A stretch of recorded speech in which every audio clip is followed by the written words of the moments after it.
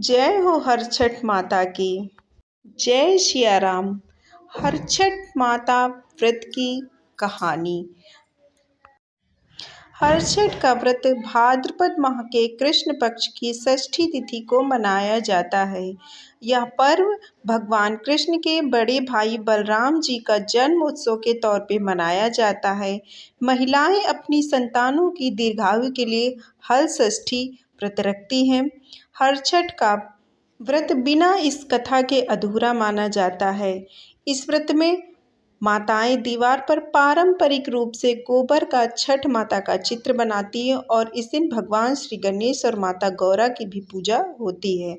मान्यता के अनुसार इस व्रत में इस दिन दूध, घी, सूखे मेवे, लाल चावल आदि का सेवन किया जाता है। इस दिन के कुछ नियम है। इस दिन गाय के दूध व दही का सेवन नहीं करना चाहिए और ना ही इस दिन जुते हुए भूमि के अन्न, अनाज या सब्जी फल ग्रहण करनी चाहिए। पूजा करते समय इस कथा को अवश्य पढ़ना और सुनना चाहिए। तो चलिए प्रारंभ करते हैं। प्राचीन काल में एक ग्वालिन थी। उसका प्रसव काल अत्यंत निकट था। एक ओर वह प्रसव से व्याकुल थी तो दूसरी ओर उसका मन गौ रस बेचने में लगा हुआ था। उसने सोचा कि यदि प्रसव हो गया तो दूध दही उसका जो है वो यूं ही पड़ा रह जाएगा और बेकार हो जाएगा। यह सोचकर उसने दूध दही के घड़े सिर पर रखे और बेचने के लिए चल दी। किंतु कुछ दूर पहुंचने पर उसे बहुत ही असहनीय प्रसव पीड़ा हुई। वह एक झरबेरी की ओट में चली गई और वहां एक बच्चे को जन्म दिया। वह बच्चे को वहीं छोड़कर पास के गांव में दूध दही बेचने के लिए चली गई, क्योंकि अगर वो वहीं पर बैठी रह जाती तो उसका दूध दही खराब हो जाता। यही सोचकर वह बच्चे को छोड़कर दूध दही बेचने के लिए चली गई। संयोग से उस दिन हल षष्ठी थी। गाय भैंस के मिश्रित दूध को केवल भैंस का दूध बताकर उसने सीधे साधे गांव वालों में बेच दिया।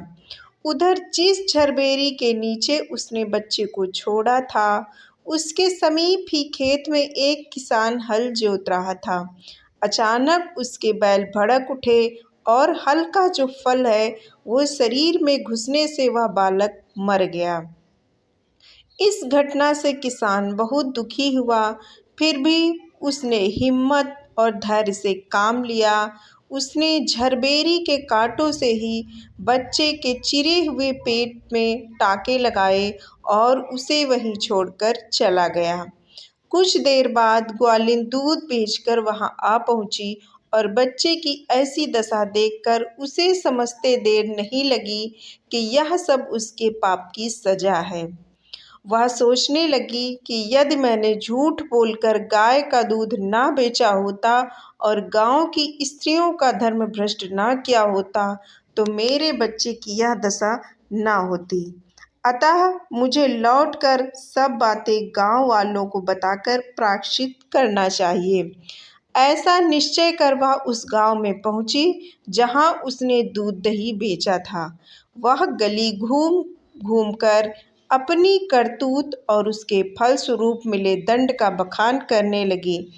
तब स्त्रियों ने स्वधर्म रक्षार्थ और उस पर रहम खाकर उसे क्षमा कर दिया और आशीर्वाद दिया।